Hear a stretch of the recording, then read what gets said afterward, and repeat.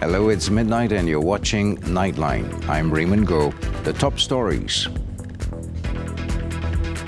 MH17 trial, a significant milestone towards finding the truth.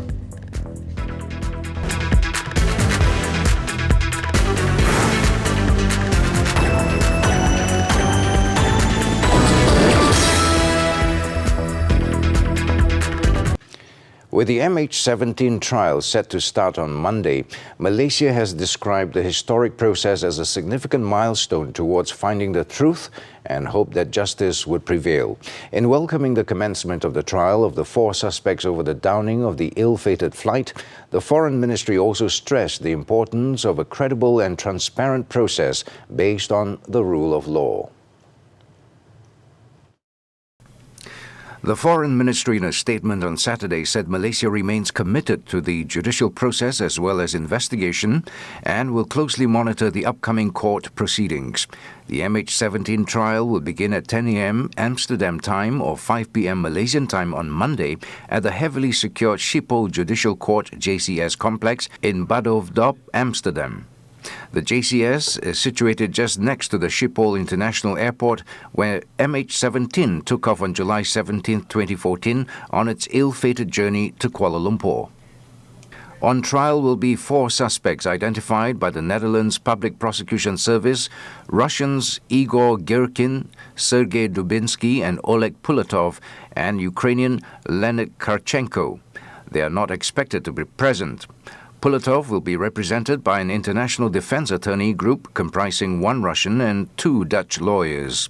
The current format for the investigation and trial was chosen by the countries whose citizens perished in the crash after Russia used its veto in July 2015 at the United Nations to block a draft resolution to set up an international tribunal into the MH17 air disaster. The case officially assigned to the District Court of The Hague had to be moved to JCS as the Palace of Justice in The Hague, the usual venue for the District Court, is not equipped to accommodate proceedings of this scale. Meanwhile, hundreds of family members of the victims and journalists gathered for the much-awaited MH17 trial at the JCS in Badhoevedorp in the hope that it will bring justice for all the 298 passengers and crew who were killed in the tragedy. According to District Court of The Hague Press Judge Jolande Wijnobel, Dutch authorities are keeping a close eye on the situation, and as for now, the trial will proceed as planned, despite it taking place amid the global COVID-19 coronavirus outbreak, with the Netherlands recording 128 confirmed cases, as well as its first death Friday. The Malaysian Boeing 777 aircraft was downed by a BUK missile when it was flying over conflict-hit Ukraine, while the plane was en route to Kuala Lumpur from Amsterdam on July 17, 2014. Among those killed in the tragedy were 43 Malaysians, 193 Dutch, and 27 Australian nationals. Tun Dr. Mahathir Mohamad on Saturday stressed that he is still the chairman of Parti Pribumi Bersatu Malaysia, or Bersatu, while admitting that the party is now divided following the recent political turmoil. The Langkawi MP said Prime Minister Tan Sri Muhyiddin Yassin should not assume the role of acting chairman, as it was against the party's constitution. Dia tak boleh jadi pemangku, saya masih kursi. Apa perlu dia jadi pemangku, saya kursi. Dia masih kursi. Dia orang tolak meletakkan jawatan saya dan kemudian saya terima balik. Kebanggaan ada satu saja pengurusi dan satu saja parti. Tapi parti, sebahagian daripada parti ini dah terima Najib. Jadi bukan lagi parti, bahagian masih bersatu, tapi ada faction yang ikut Najib. He was speaking to the media after attending the Kenduri Rakyat event held at Dewan Wawasan in Kubang Pasu, Kedah. On February 29th, Tan Sri Muhyiddin, who is Bersatu president, announced that he had assumed the role of acting chairman following Tun Dr. Mahathir's resignation from the post on February 24th after stepping down as Prime Minister. Tun Dr. Mahathir said Bersatu's constitution stipulated that only one individual could hold the party's chair.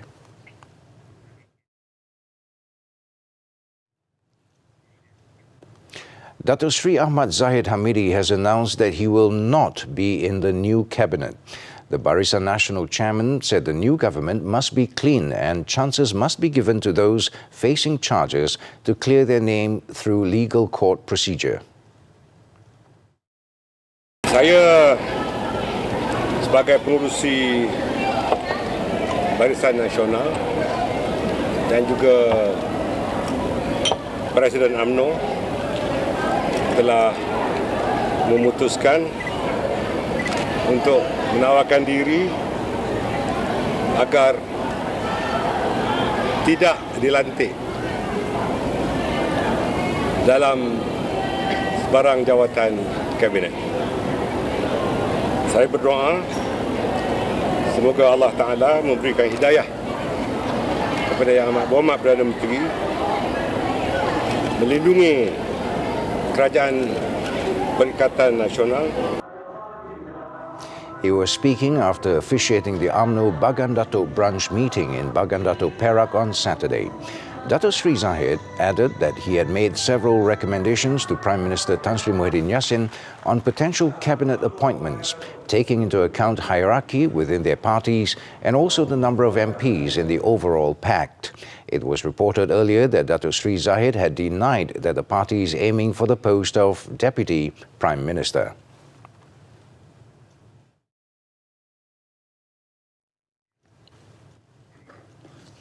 Meanwhile, Gabungan Parti Sarawak, GPS, has decided to take up cabinet posts in the new government on the premise that its representatives will pursue state rights. Sarawak Chief Minister Dato' Patinggi Abang Johari Tun Openg said an invitation was extended to GPS 2 days ago to be part of the cabinet.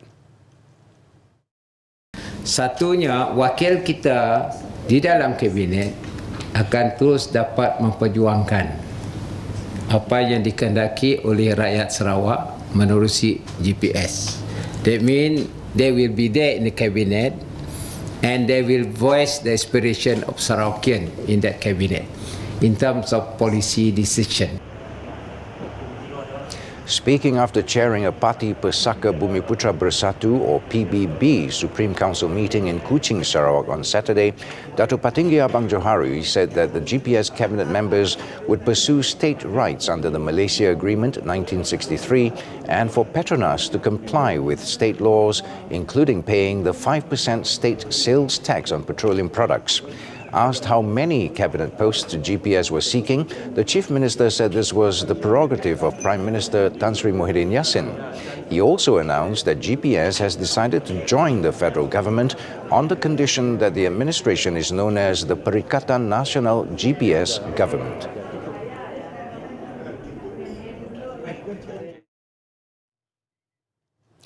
Ten more new COVID-19 cases have been reported, bringing the total now to 93 in Malaysia. According to the Health Director General, Dr. Noor Hisham Abdullah, they were first and second generation close contacts of case number 33. 4 of the new cases, case 85, 86, 87 and 93, are first-generation close contacts of case 33, while 6 other cases, numbers 84, 88, 89, 90, 91 and 92, are second-generation close contacts of case 33. On the tracing of close contacts related to case 26, who has been identified as UDA Holdings chairman, Dato' Hisham Abdullah, only 132 have been identified so far. 18 of them have been tested positive previously and are receiving treatment in hospital in stable conditions. It was understood that 38 of these close contacts have tested negative and were placed in home quarantine. The Ministry of Health is still investigating the source of this cluster's infection. Meanwhile, 76 others who showed no symptoms are still awaiting their test results and were also placed in home quarantine. On case 76 that was reported on Friday, the patient had previously visited Indonesia for 7 days from February 13th to 19th. 67 close contacts have been identified and were also placed under home quarantine. According to Datuk Dr. Noor Hisham, so far there has been no sporadic spread of the virus in the public. Meanwhile, leave for health officials at all government hospitals and Institute of Medical Research IMR has been frozen amid the COVID-19 outbreak. Datuk Dr. Noor Hisham Abdullah said this was part of the ministry's effort to beef up the number of frontline medical personnel. He was asked to comment on a circular dated March 5th that has been making its rounds on social media. The letter, signed by Sungai Buloh Hospital Director Dr. Kuldip Kaur, stated that the ministry has frozen the leave of all its medical officers and staff at the hospital to ensure smooth running of operations to address the outbreak. Dr. Noor Hisham, however, said this was also applicable to all hospitals under the ministry, as well as the IMR, due to the need to maintain high level of preparedness during this crucial period.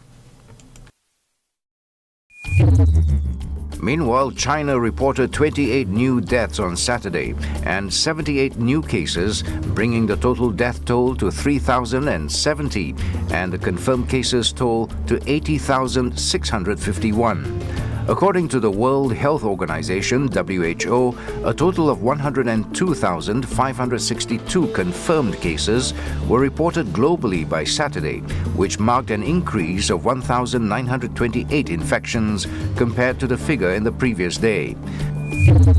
Beyond China, South Korea's death toll rose by 2 to 46, while confirmed cases jumped above 7,000 on Saturday, up by 448 from the previous day. According to the Korea Centers for Disease Control and Prevention, KCDC, more than half of the total number are linked to a secretive church at the center of the country's outbreak. In the meantime, Florida health authorities confirmed Friday 2 deaths from the COVID-19, the first U.S. fatalities outside the West Coast states of Washington and California.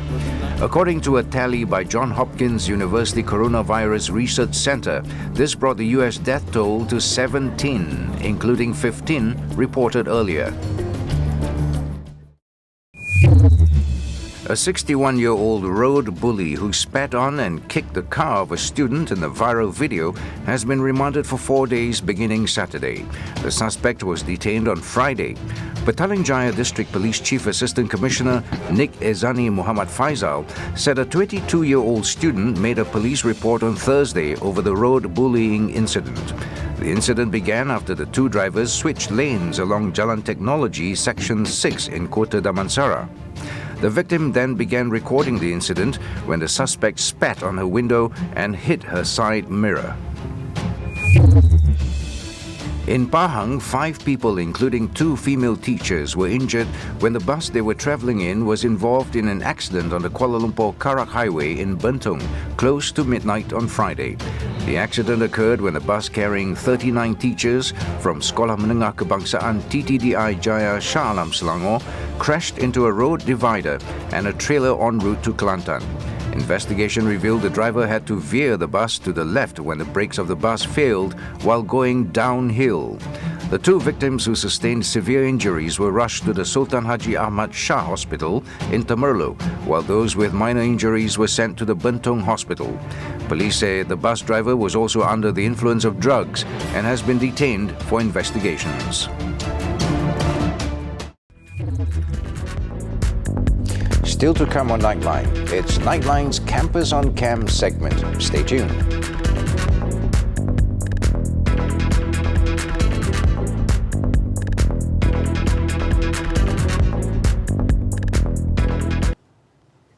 Welcome back. Now it's time for our Campus on Cam, or COC segment, where we showcase highlights and visuals of events that take place in schools, kindergartens and universities sent to us by the public. you too can stand a chance to be on TV. With that, all you have to do is email us your videos and details to campusoncam@tv3.com.my. But before you do that, let's take a look at what we have compiled for you.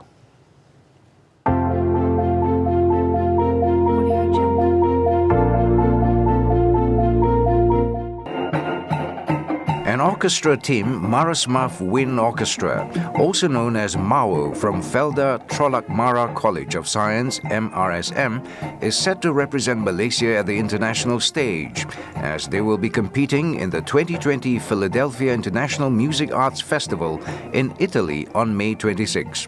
According to their teacher, Suhaizal Samsudin, the competition will be their stepping stone to qualify for the 2021 World Orchestra Competition in Kerkrade, Netherlands. Following this, the team has been busy making preparations, including performing at various events, including at the 2020 Mara Fun Run in Maeps, Serdang.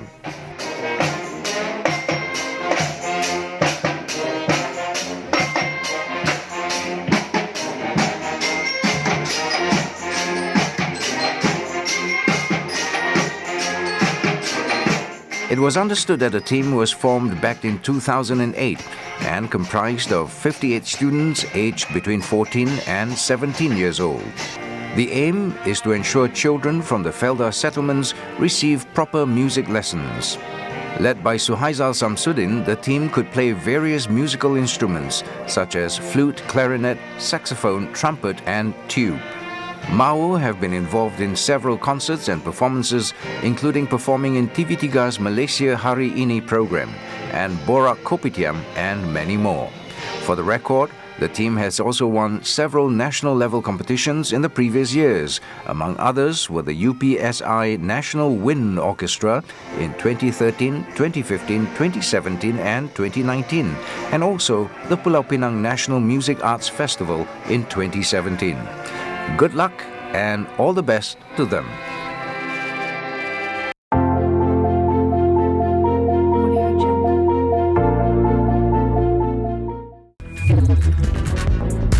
Scores killed in Kabul Daesh shooting. This and more from the Foreign Front after this break. Stay with us.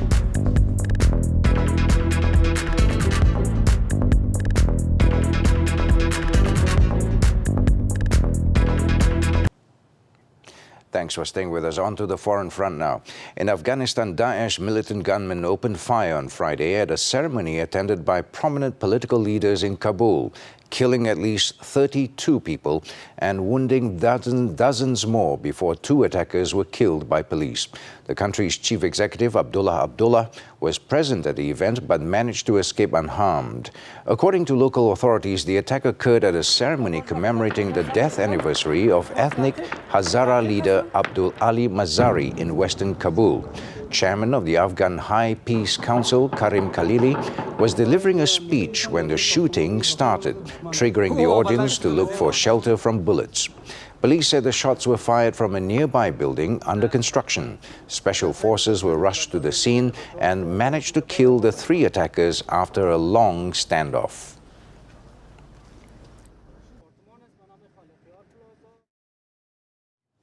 Saudi authorities have detained 3 royal family members, including 2 senior princes, over suspicions of treason.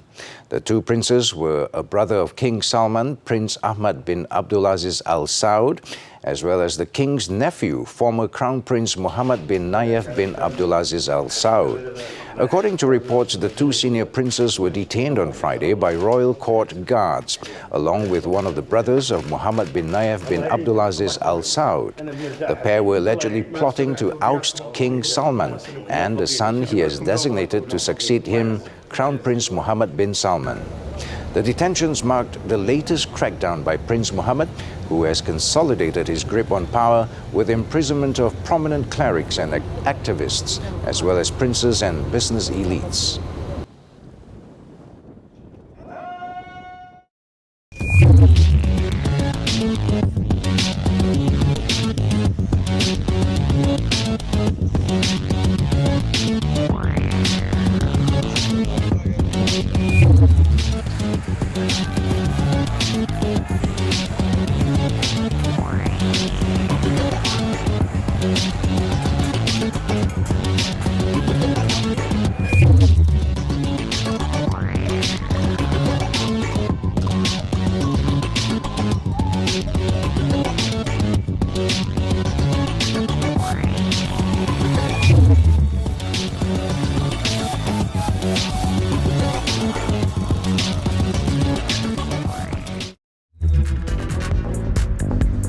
Next, it's action from the Super League. Stay tuned.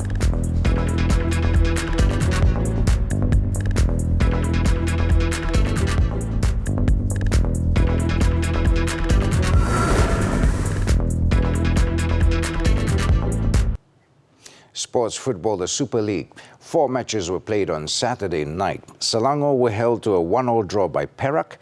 Sabah beat Felda United 3-1. Terengganu edged Kedah 4-3, while Johor Darul Takzim or JDT overcame UITM FC 2-1. At the Sultan Ibrahim Stadium, it was Diogo Luis Santo who opened the scoring on the 9th minute before Victor Nirendol levelled the matters 11 minutes later to make it 1-1. Nazmi Faiz then emerged the hero for the hosts as he struck the winner in the 60th minute with a well-timed first-time shot. The win lifted JDT to second in the league standings with 6 points, while UITM slumped into the bottom with 0 points after 2 matches.